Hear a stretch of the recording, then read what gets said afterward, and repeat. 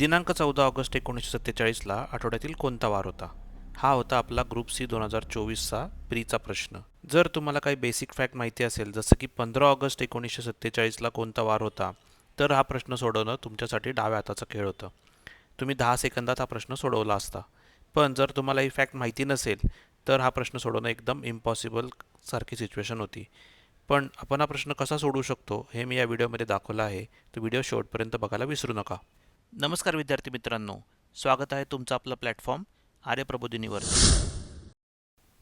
आजचा आपला टॉपिक आहे कॅलेंडर म्हणजे दिनदर्शिका. तर दिनदर्शिकेचे बरेचसे प्रश्न आपल्याला पेपरमध्ये विचारले जातात. सर्व प्रकारच्या त्यामुळे आपल्याला बऱ्याचशा कन्सेप्ट माहिती असणं महत्त्वाचं आहे, UPSC असो किंवा सर्व सेवा असो. कॅलेंडरच्या टॉपिकमध्ये ज्या ज्या कुठल्या कुठल्या महत्त्वाच्या कन्सेप्ट आहेत, त्या कोणत्या कोणत्या कन्सेप्ट आहेत त्या आपण बघूया. त्याच्यामध्ये सर्वात पहिली महत्त्वाची कन्सेप्ट आहे की त्याचे बेसिक आपल्याला माहिती असले पाहिजेत. त्यानंतर लीप वर्ष म्हणजे काय आणि त्या लीप वर्ष कसं काढायचं, ती एक कन्सेप्ट आहे. त्यानंतर वार शोधायचे, हा सर्वात मोठा टॉपिक आहे. शक्यतो त्याचे बरेचसे प्रकार पडतात. त्यामध्ये आहे त्याच वर्षाच्या आत जर का त्यांनी दिलेले असतील 2 तारखा, तर कसा वार शोधायचा. त्यानंतर जर का वर्ष वेगवेगळे असतील तर कसा वार शोधायचा. त्यानंतर त्यांनी जर का एखाद्या विशिष्ट दिवसाचं तारीख दिली असेल आणि त्या तारखेला कोणता वार आहे असं जर त्यांनी विचारलं असेल, तर तो कसा शोधायचा. आणि त्यामध्ये पण 2 प्रकार पडतात. एक म्हणजे संदर्भ असेल, म्हणजे तुम्हाला त्या दिवशीच्या संदर्भात एखादा दुसरा दिवस माहिती असेल किंवा तुम्हाला आजचा दिवसाची तारीख माहिती असेल, वार माहिती असेल, तर तुम्ही ते शोधू शकता. किंवा संदर्भ तारीख त्यांनी दिली नसेल तर तो कसा शोधायचा. हे साधारण 4 प्रकारात पडतात. त्यानंतर सर्वात शेवटचा टॉपिक म्हणजे कॅलेंडरची पुनरावृत्ती. साधारण ह्या टॉपिकच्या बाहेर प्रश्न जात नाहीत. त्यामुळे आपल्याला हे जे मेन कन्सेप्ट आहेत तेवढं आपण बघूया. आता कॅलेंडरचे बेसिक्स काय आहेत ते बघा. आठवड्यात किती दिवस असतात? 7. महिन्यात किती दिवस असतात? वेगवेगळ्या दिवसांचे महिने असतात. 30, 31, 28, 29. वर्षातील आठवड्यांची संख्या किती आहे? टोटल 52 आठवडे आहेत एका वर्षात. त्यानंतर वर्षात महिन्यांची संख्या किती आहे? 12. आणि नियमित वर्षात किती दिवस असतात? तर 365. आणि लीप वर्षात किती दिवस असतात? तर 366. आता महिने 30 आणि 31 कसे शोधायचे तुम्हाला माहितीच असेल, लहानपणी आपण बघितलंच होतं. जर का ज्यांना माहिती नसेल तर बेसिक लक्षात घ्या की तुमचा हात समोर करा, त्याची मूठ आवळा, त्यामुळे तुम्हाला त्यानंतर त्यात जे दिसतील असे आपल्याला नकल्स दिसतात, जे आपली बोटांची हाडं अशी दिसतात. ठीक आहे. तर तुम्ही इथून जर का काउंटिंग चालू केलं करंगळीपासून, तिथे येतं जानेवारी. त्यानंतर खोलगट भागामध्ये येतं फेब्रुवारी. त्यानंतर परत दुसरावाल्या बोटामध्ये येतं तर्जनीच्या ह्याच्यात मार्च. त्यानंतर त्या मधल्या खोलगट भागामध्ये येतं एप्रिल. त्यानंतर मे परत पुढचावाला. त्यानंतर परत जून आणि सर्वात शेवटी परत जुलै.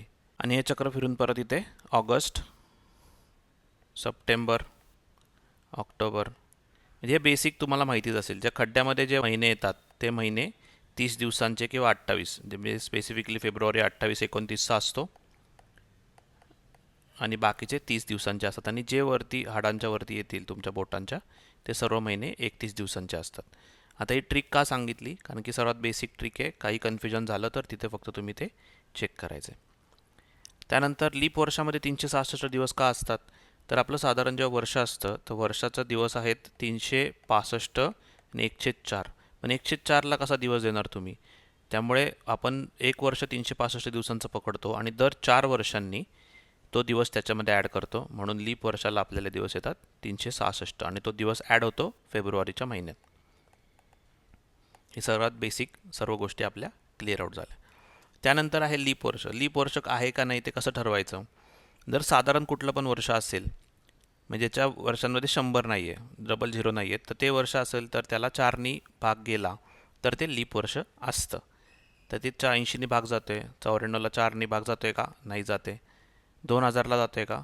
जातो आहे. 2004ला जातो आहे का? जातो आहे. 2024ला जातो आहे का? जातो आहे. त्यामुळे हे लीप वर्ष नाही आहे, बाकीचे लीप वर्ष आहेत. 2026 लीप वर्ष आहे का? तर 4नी भाग जातो आहे का 26ला? नाही जात. त्यामुळे हे पण लीप वर्ष नाही आहे. पण दुसरा भाग, ज्यावेळेस त्या संख्यांमध्ये 1400, 1500, 1600 असं जर का 100 वर्षांचं एखादं वर्ष असेल, म्हणजे आपण त्याला सेंचुरी किंवा काय जे म्हणतो, तर त्यावेळेस काय करायचं आहे? त्यावेळेस नुसतंच 4नी भागायचं नाही, त्यावेळेस 400नी भागायचं आहे.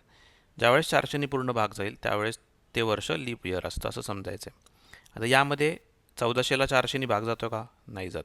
1500ला जातो का? नाही जात. 1600ला जातोय, 1700ला नाही जात, 1800ला नाही जात, 1900ला नाही जात, 2000ला जातोय. त्यामुळे ही दोनच लीप वर्ष आहे त्याच्यामध्ये. समजून घ्या. त्यामुळे हा एक इम्पॉर्टंट टॉपिक आहे.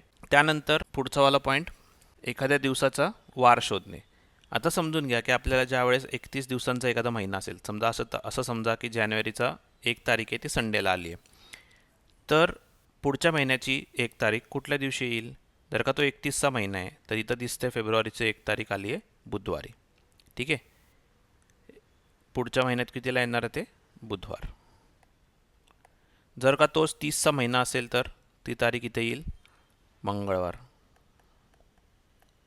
तोच आपला पुढचा महिना 29चा असेल तर ती तारीख कुठे येईल? सोमवार. आणि जर का 28चा महिना असेल तर ती तारीख येईल रविवार. फरक किती दिवसांचा पडला आहे? बुधवार आणि रविवारमध्ये 3 दिवसांचा, मंगळवार आणि रविवारमध्ये 2 दिवसांचा, सोमवार आणि रविवारमध्ये 1 दिवसाचा, आणि रविवार आणि रविवारमध्ये 0 दिवसांचा फरक पडला आहे. हेच आहेत आपले विषम दिवस. समजलं? आणि विषम दिवस काढायचे कसे आपल्याला? 31/7 सर्वात महत्त्वाचा आकडा याच्यामध्ये. जो कुठला भागाकार येऊन त्याच्यानंतर आपली बाकी उरेल ती बाकी म्हणजे आपली विषम दिवस असणार आहेत. मग 7 चोक 28 आणि प्लस 28 आणि 3, हा 3 जो आहे तो आपला विषम दिवस आहे 31 मधला. तसाच 30च्या महिन्याचा विषम दिवस आहे 2, 29च्या महिन्याचा विषम दिवस आहे 1 आणि 28च्या महिन्याचा विषम दिवस आहे 0. म्हणजेच फेब्रुवारीच्या महिन्यात जर 28 दिवस असतील तर तेच कॅलेंडर मार्चच्या महिन्यात पण रिपीट होतं अप टिल 28 तारखेपर्यंत. ठीक आहे. हे पण एक बेसिक झालं. इथं विषम दिवस काय असतं किंवा ऑड डेज ही काय कन्सेप्ट आहे ही इथं क्लिअर झाली. जर का कळाली नसेल तर जस्ट रिपीट करून बघा. आता हीच आपण ह्या कन्सेप्ट इथं कन्साईज केल्यात. 31च्या महिन्यात किती आहेत? 3, 30 2, 29 1, 28 0, हे लक्षात ठेवा. सेम 365चा जर का आपण करायला गेलो तर 365ला 7नी भाग घ्याला तर किती येतं? 7 5 35, 7 2 14, पूर्ण भाग गेला नाही, एक बाकी उरली. त्यामुळे एक हा ऑड डे एका वर्षाचा, नियमित वर्षाचा. आणि ज्यावेळेस लीप इयर असतं त्यावेळेस 366 दिवस असतात आणि 2 हा ऑड डे राहतील. ठीक आहे.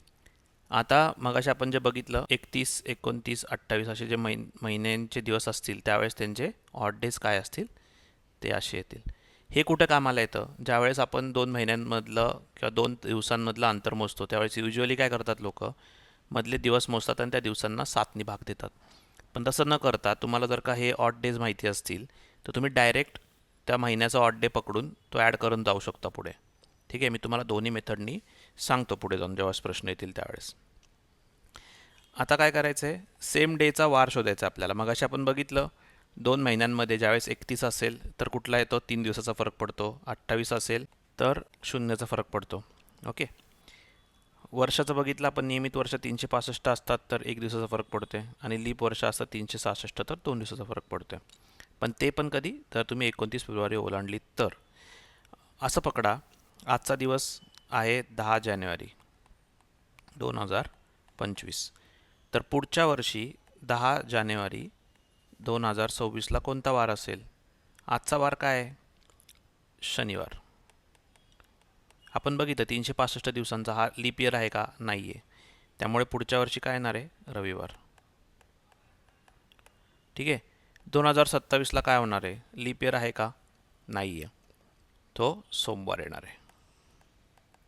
2028ला काय होणार आहे? लीप इयर आहे पण आपण 29 फेब्रुवारी ओलांडतोय का? नाही ओलांडत आहे. सो मंगळवार येणार आहे. आणि 2029ला सेम तारीख 10 जानेवारी, लीप इयर आपण ओलांडतो 19 फेब्रुवारी 2028च्या पुढे जातोय त्यामुळे एक दिवस अडून त्यात ॲड करायचा. मंगळवार, बुधवार आणि गुरुवार असा आपला दिवस येणार आहे 10 जानेवारीला. पण ही झाली आपली लॉंग शॉर्ट मेथड. आपल्याला काय करायचं आहे? डायरेक्ट 2 वर्ष जी दिली आहेत 2029 वजा 2025 करायचं आहे. किती दिवस राहिले? 4. त्यामध्ये लीप इयर किती आहेत? त्यामध्ये लीप इयर आहे 1, सो उरलेले 3. सो 1ला करायचं आहे 2नी मल्टिप्लाय, कारण की 2 दिवस आपल्याला पुढे जायचे प्लस 3. सो आपल्याला किती दिवस पुढे जायचे? 5. तर शनिवारपासून 5 दिवस पुढे किती होणार आहे? रविवार, सोमवार, मंगळवार, बुधवार, गुरुवार हा आला आपला दिवस 2029चा. असंच आपल्याला फक्त फॉलो करायचं आहे. ठीक आहे. हे पण फक्त मराठीमध्ये हे लिहून दिलेल्या आहेत त्या गोष्टी. तुम्हाला स्क्रीनशॉट काढायचा तुम्ही काढू शकता. प्रश्न कसे सॉल्व करायचा सेम बघा. आता जर प्रजासत्ताक दिन मंगळवारी येतो तर त्याच वर्षी स्वातंत्र्य दिन आठवड्याच्या कोणत्या दिवशी असेल. आता सेम वर्षामध्ये त्यांनी 2 दिवस दिलेले आहेत. प्रजासत्ताक दिन म्हणजे कुठला हे तुम्हाला माहिती पाहिजे. ठीक आहे. तो आहे 26 जानेवारी. तो आला आहे मंगळवारी. स्वातंत्र्य दिन कधी आहे 15 ऑगस्टला. आता दिवस कसे काढायचे.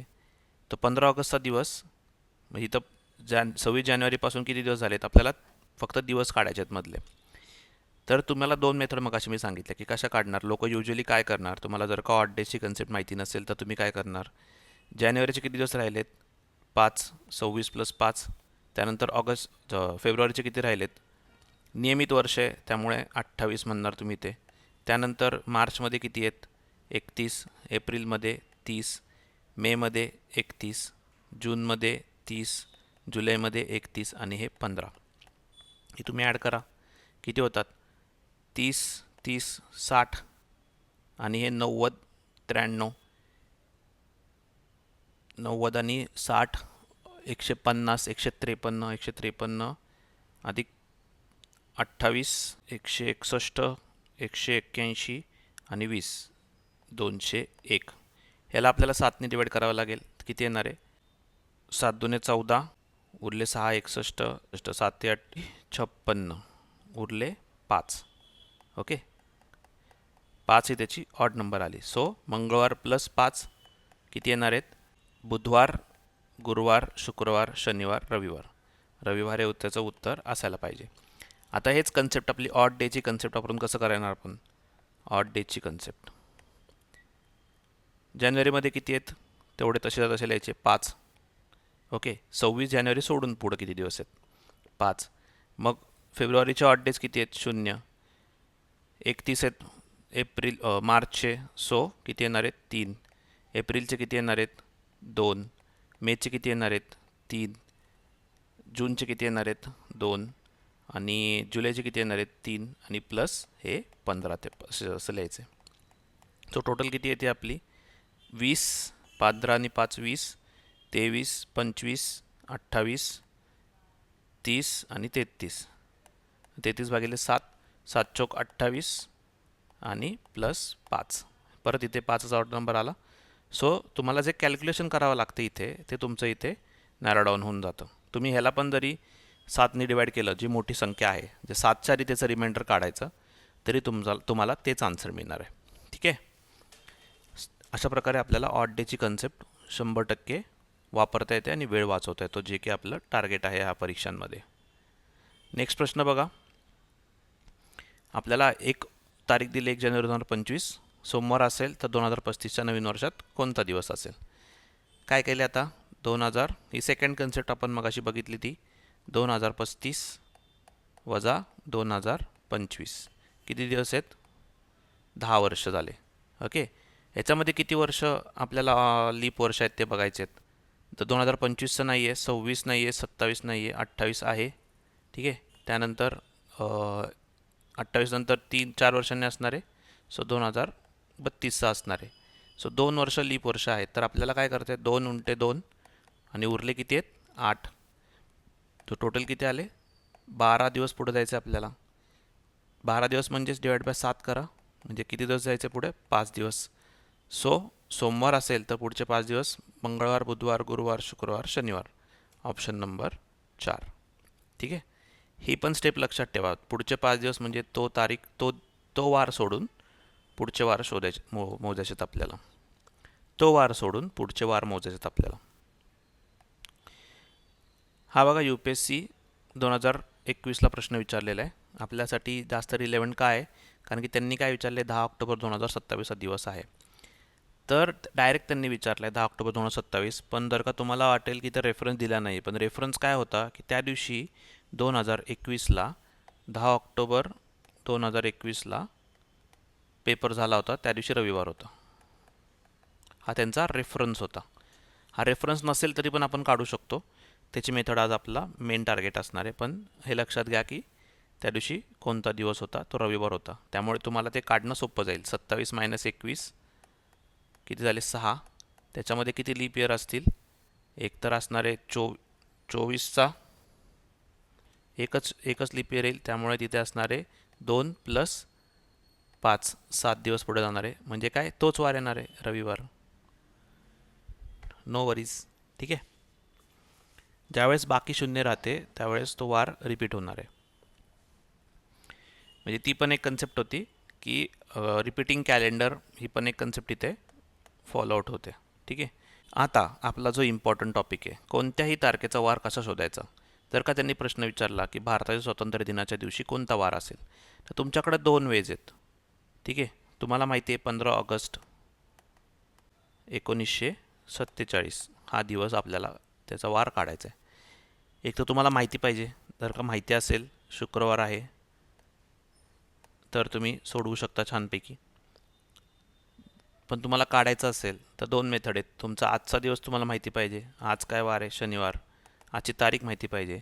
आजच्या तारखेपासून या तारखेपर्यंत किती दिवस होतात ते तुम्हाला काढता आलं पाहिजे. ते दिवसांना तुम्ही परत खाली 7ने डिवाईड केलं की तुम्हाला ऑड डेज मिळून जातील. पण एकदम लाँग शॉट आहे हा. ठीक आहे. डायरेक्ट तुम्हाला असा जर कुठला प्रश्न विचारला तर तुम्ही तो स्किप करायला पाहिजे पेपरमध्ये. शक्यतो ग्रुप बी आणि ग्रुप सीला, कारण की टाईम नाही आहे तेवढा आणि प्रश्नांना वेटेज पण सेम आहे. जर का तुम्हाला हा राज्यसेवेला वगैरे प्रश्न विचारला तर तुम्ही अटेम्प्ट करू शकता. UPSCला सुद्धा असे प्रश्न विचारतात. तर यासाठी आता आपल्याला सर्वात महत्त्वाची म्हणजे मेथड काय माहिती पाहिजे. या ज्या गोष्टी आहेत हे तर आपल्याला माहिती आहे. ऑड डेजची कन्सेप्ट महिन्याची आपण बघितली. 31 असेल तर 3, 28 असेल तर 0, 29 असेल तर 1 आणि 30 असेल तर 2चा ऑड डेज आहे. त्यानंतर लक्षात ठेवा दिवसांना काय द्यायचे आहेत आपल्याला नंबर 0, 1, 2, 3 म्हणजे संडेला आपला महिना चालू होतो. तर त्यावेळेस तुमचं जे बाकी उरेल ती जी बाकी तुम्हाला डायरेक्ट तुमचा दिवस तुम्हाला मिळून देणार आहे. ठीक आहे. आणि हे हे जे नंबर आहेत हे लक्षात ठेवा की जर का वर्ष तुमचं 100 असेल तर तुम्हाला 5 ही विषम संख्या मिळणार आहे. 200 3 विषम संख्या मिळणार आहे. 300 इसवी सन म्हणतोय आपण. 400ला 0 आहे आणि हेच रिपीट होते 5, 3, 1. म्हणजे तुम्हाला जर का 1200 हे वर्ष आलं कसं करायचं तर तुम्हाला तिथे विषम संख्या येणार आहे 0. त्यानंतर 1300 हे वर्ष आलं तर विषम संख्या येणार आहे 5. आणि जर का तुम्हाला 1400 हे वर्ष आलं तर विषम संख्या येणार आहे 3. ठीक आहे. हे लक्षात ठेवा या गोष्टी. 5, 3, 1 आणि त्यानंतर 3, 2, 1, 0 हे लक्षात ठेवा आणि हा जो फिगर आहे हे लक्षात ठेवा. या 3 गोष्टी लक्षात ठेवला. शक्यतो स्क्रीनशॉट काढले तरी चालेल तुम्ही. त्यानंतर आपण कुठल्याही दिवसाचा वार शोधू शकतो आणि ही जी कन्सेप्ट आहे ही त्याची प्रोसेस आहे. आता जो आपला प्रपंच चालू होता या पेपरचा, या व्हिडिओचा, की त्यांनी प्रश्न विचारला की 14 ऑगस्ट 1947ला आठवड्यातील कोणता वार होता. तर कसं करायचं? ही तारीख लिहून घ्या. 14 ऑगस्ट 1947. तर ह्याला ब्रेकडाऊन करा. 1947ला 1900मध्ये किती ऑड दिवस आहेत? त्यानंतर एक वर्ष वजा करायचं 47मधून 46पर्यंत किती ऑड दिवस, कारण की ते वर्ष आपण सेपरेट मोजणार आहोत. त्यानंतर त्या वर्षभरात 14 ऑगस्टपर्यंत किती ऑड दिवस येतात ते शोधायचं आपल्याला. एवढेच 4 गोष्टी आहेत आणि सर्व ऑड दिवसची टोटल करायची. 1900पर्यंत म्हणजे किती आहेत? तर 1600ला 0 येणार आहे. त्यानंतर 300 पुढे की 400 पुढे, त्यानंतर 300 वर्ष पुढे. सो आपल्याला इथे किती येणार आहे? 5, 3, 1. सो इथं किती आहे? 0 आहे ऑड डेज, इथं 1 आहे. सो आपलं टोटल ऑड डेज इथं झाले 1. 46पर्यंत किती आहेत ते कसे मोजायचे? तर यातले आपल्याला लीप इयर काढायचे आहेत. यामध्ये लीप इयर किती आहेत? याला डिवाइड बाय 4 करा. ठीक आहे. 11 लीप इयर आहे त्याच्यामध्ये, बरोबर. तर 11 लीप इयर आहेत इंटू 2 आणि उरले किती? 46 वजा 11 35. सो टोटल आपल्याला ऑड डेज किती आले? 22 + 35 57. ठीक आहे. ह्याला पण तुम्ही 7ने डिवाइड करू शकता. डायरेक्ट इथं किती येतात? 7 8 56. एक ऑड डे इथं परत याला. ठीक आहे. म्हणजे जोपर्यंत तुम्हाला 7च्या पेक्षा कमी नंबर मिळत नाही तोपर्यंत पुढं जात राहायचं. तर 14 ऑगस्टपर्यंत कसं मोजणार? सर्व प्रत्येक महिन्याचं काढायचं. जानेवारीचे किती आहेत? 3. फेब्रुवारीचे किती आहेत? 1947. हा आहे आपला रेग्युलर इयर, सो तिथं असणारे 0. मार्चमध्ये 3, त्यानंतर एप्रिलमध्ये 2, त्यानंतर मेमध्ये 3, त्यानंतर जूनमध्ये 2, जुलैमध्ये 3 आणि ऑगस्टचे 14 दिवस. ठीक आहे. आता 14 म्हणजे डिवाइड बाय 7 शून्यच येणार आहे, त्यामुळे हे मोजले नाही तरी चालतील. टोटल किती करायचे इथं? 3 अधिक 3 6, 2 8, 3 11, 2 13, 3 16. 16 डिवाइड बाय 7 परत 2च आले. सो तुम्हाला इथे ऑड डेज मिळून जातात. 1 + 1 + 2 एवढे आपले ऑड डेज झाले. नंबर आला 4. सो 4 आपण बघितलं होतं. रविवारी Sunday, Monday, Tuesday, Wednesday, Thursday, Friday. हे 0 1 2 3 4. ठीक आहे. काय आलं? थर्सडे म्हणजे गुरुवार. Option number 3. फ्रायडेला आपल्याला माहिती होतं 15 ऑगस्ट 1947ला फ्रायडे आपण मगाशीच काढलं होतं. ठीक आहे. मेथड कळाली. एकदा व्हिडिओ परत रिवाइंड करून बघा, तुम्हाला मेथड एकदम व्यवस्थित समजून जाईल. जर का अजून तुम्हाला प्रॅक्टिस हवी असेल तर तुम्हाला तुमचा बड्डे माहिती असेल, जो काही तुमचा बड्डे असेल तो बड्डे घ्या आणि त्या दिवशी येणारा वार शोधून काढा सेम मेथडनी. ठीक आहे. जास्त अवघड नाही आहे. 1900 वाले असाल तर तुम्हाला इथे हे तर सेम मेथड आहे. इथे तुम्हाला फक्त डिवाइड करायचं आहे 4नी. जेवढे केवढे लीप इयर येतील तेवढे तिथे शोधा, तिथे ॲड करा, मल्टिप्लाय बाय 2 करा आणि बाकीचे उरलेले मध्ये मल्टिप्लाय बाय 1 करा. टोटल तिथे तुम्हाला दिवस येतील, डिवाइड बाय 7 करायचं आणि जो काही तुमचा बड्डे असेल महिन्याचा त्याचे तुम्ही फक्त इथं ऑड डे निवडा.